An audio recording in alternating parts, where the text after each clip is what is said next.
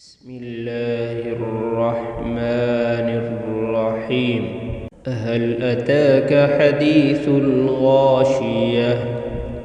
وجوه يومئذ خاشعة عاملة ناصبة تصلى نارا حامية تسقى من عين آنية ليس لهم طعام إلا من ضريع لا يسمن ولا يغني من جوع.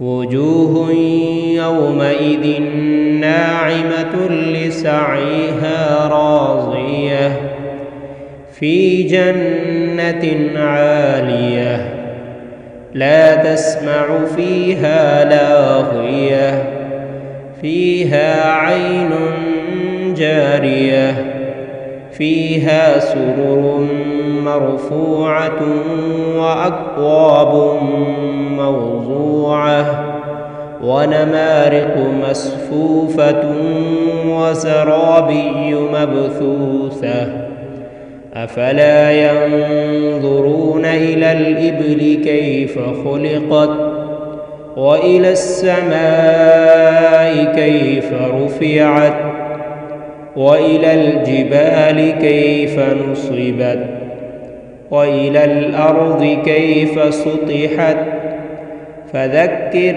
إنما أنت مذكر لست عليهم بمسيطر إلا من تولى وكفر فيعذبه الله العذاب الأكبر إن إلينا إيابهم ثم إن علينا حسابهم